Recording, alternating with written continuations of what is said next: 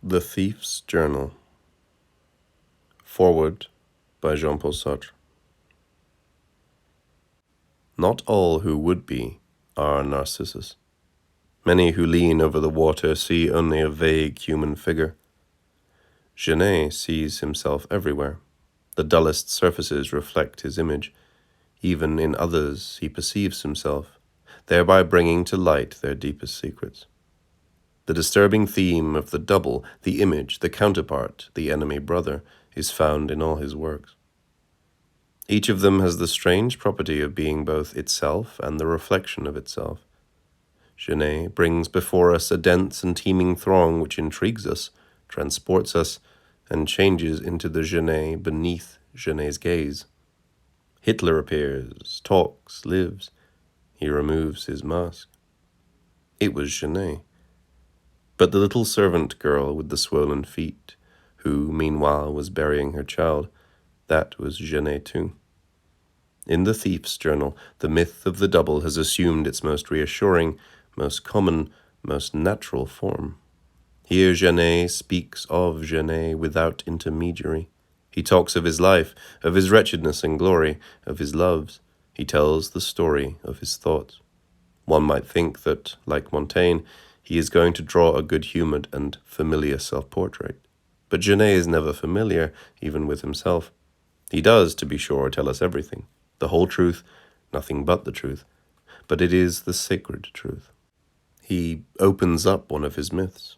He tells us, "You're going to see what stuff it's made of." And we find another myth.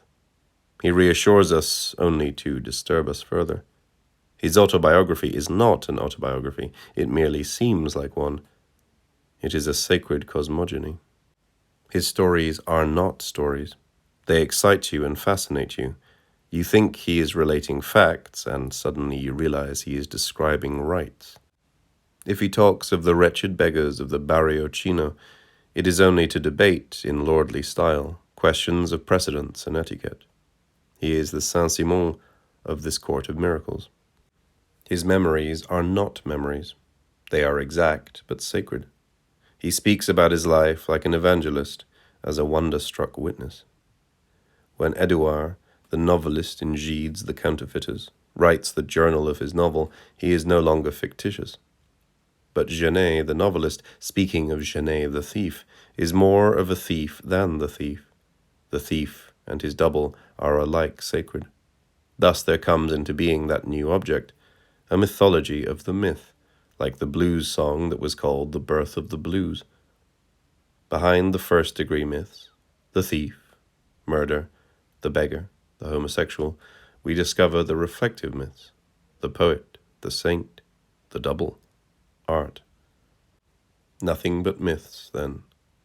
A Genet with a Genet stuffing, like the prunes of Tours.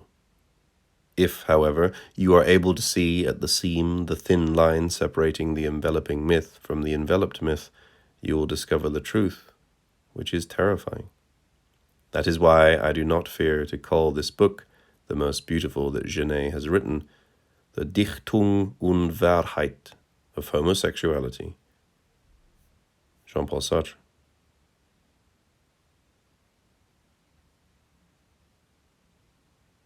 Convict's garb is striped pink and white.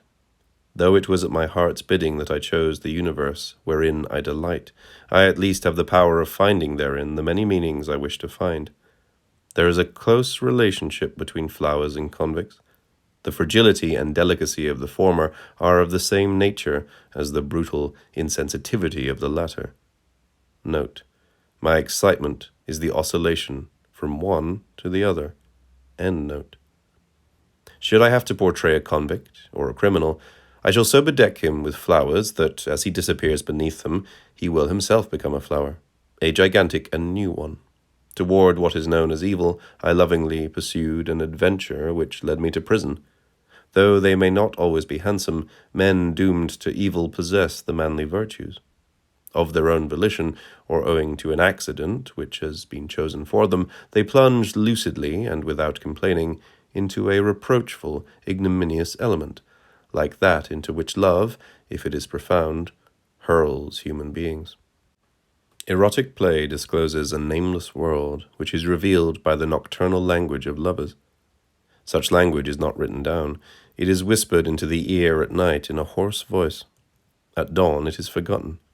Repudiating the virtues of your world, criminals hopelessly agree to organize a forbidden universe. They agree to live in it. The air there is nauseating.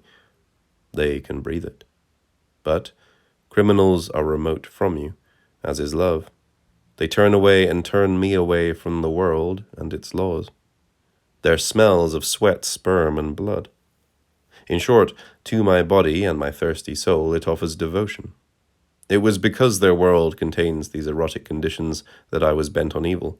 My adventure, never governed by rebellion or a feeling of injustice, will be merely one long mating, burdened and complicated by a heavy, strange, erotic ceremonial, figurative ceremonies leading to jail and anticipating it. Though it be the sanction, in my eyes, the justification too, of the foulest crime, it will be the sign of the most utter degradation. That ultimate point to which the censure of men leads was to appear to me the ideal place for the purest, that is, the most turbid amatory harmony, where illustrious ash weddings are celebrated. Desiring to hymn them, I use what is offered me by the form of the most exquisite natural sensibility, which is already aroused by the garb of convicts. The material evokes, both by its colors and roughness, certain flowers whose petals are slightly fuzzy, which detail is sufficient for me to associate the idea of strength and shame with what is most naturally precious and fragile. This association, which tells me things about myself, would not suggest itself to another mind. Mine cannot avoid it. Thus I offered my tenderness to the convicts. I wanted to call them by charming names, to designate their crimes with, for modesty's sake, the subtlest metaphor, beneath which veil I would not have been unaware of the murderer's rich muscularity, of the violence of his sexual organ. Is it not by the following image that I prefer to imagine them in Guyana? The strongest, with a horn, the hardest, veiled by mosquito netting. And each flower within me leaves behind so solemn a sadness that all of them must signify sorrow, death. Thus I sought love as it pertained to the penal colony. Each of my passions led me to hope for it, gave me a glimpse of it, offers me criminals, offers me to them, or impels me to crime. As I write this book, the last convicts are returning to France. The newspapers have been reporting the matter. The heir of kings feels a like emptiness if the Republic deprives him of his anointment. The end of the penal colony prevents us from attaining, with our living minds, the mythical underground regions. Our most dramatic movement has been clipped away. Our exodus, the embarkation, the procession on the sea, which was performed with bowed head. The return, this same procession in reverse, is without meaning. Within me, the destruction of the colony corresponds to a kind of punishment of punishment. I am castrated, I am shorn of my infamy. Unconcerned about beheading our dreams of their glories, they awaken us prematurely. The home prisons have their power. It is not the same. It is minor. It has none of that elegant, slightly bowed grace. The atmosphere there is so heavy that you have to drag yourself about. You creep along. The home prisons are more stiffly erect, more darkly and severely. The slow, solemn agony of the penal colony was a more perfect blossoming of abjection. Note: its abolition is so great a loss to me that I secretly recompose within me, and for myself alone, a colony more vicious than that of Guyana. I add that the home prisons can be said to be in the shade. The colony is in the sun. Everything transpires there in a cruel light which I cannot refrain from choosing as a sign of lucidity. End note. So that now the home jails, bloated with evil males, are black with them, as with blood that has been shot through with carbonic gas. I have written black, the outfit of the convicts, captives, captivity, even prisoners, words too noble to name us, forces the word upon me. The outfit is made of brown homespun. It is toward them that my desire will turn. I am aware that there is often a semblance of the burlesque in the colony or in prison. On the bulky, resonant base of their wooden shoes, the frame of the condemned men is always somewhat shaky. In front of a wheelbarrow, it suddenly breaks up stupidly. In the presence of a guard, they bow their heads and hold in their hands the big straw sunbonnet, which the younger ones decorate. I should prefer it so, with a stolen rose granted by the guard, or a brown homespun beret. They strike poses of wretched humility. If they are beaten, something within them must nevertheless stiffen. The coward, the sneak, cowardice, sneakiness are, when kept in a state of the hardest, purest cowardice and sneakiness, hardened by a dousing, as soft iron is hardened by dousing.